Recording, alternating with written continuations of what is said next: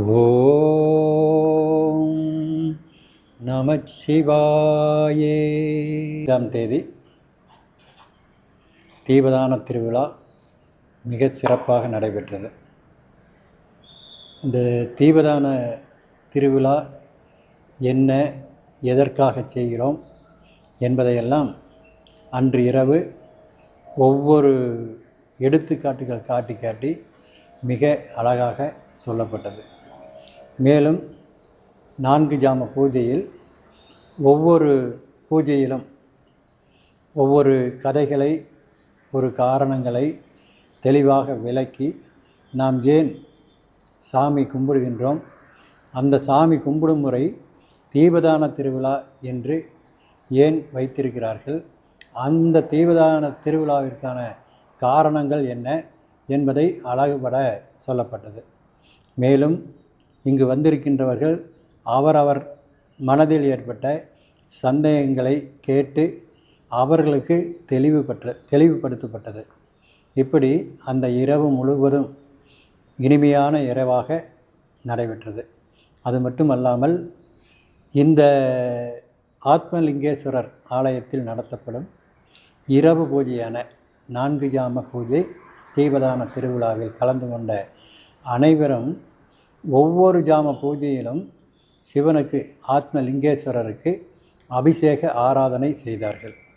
இது வேறு எங்கும் நடைபெறாத ஒன்று.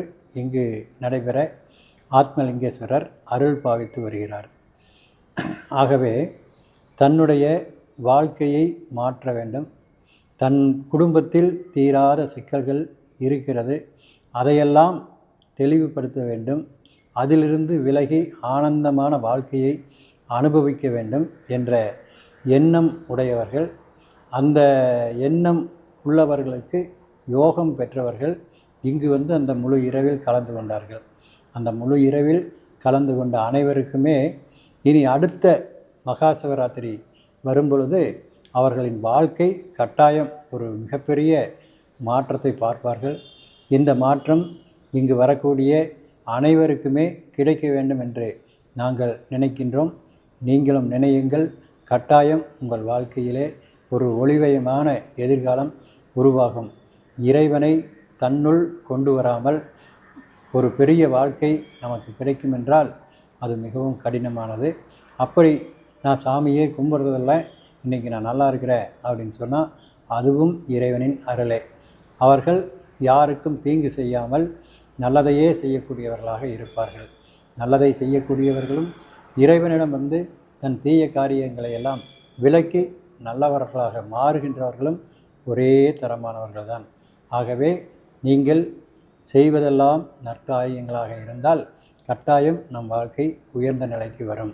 நீங்கள் எத்தனையோ செய்து முடியாமல் இருந்தாலும் கூட இந்த ஆத்மலிங்கேஸ்வரர் ஆலயத்திற்கு வந்து நீங்கள் வணங்கி வழிபடும் பொழுது உங்களிடம் இருக்கக்கூடிய தீய குணங்களெல்லாம் வெளியேறி, உங்கள் இடம் இருக்கக்கூடிய தீய சக்திகளெல்லாம் வெளியேறி ஒளிமயமான எதிர்காலம் உருவாகும் என்பது இதுவே எடுத்துக்காட்டாக இருக்கும்.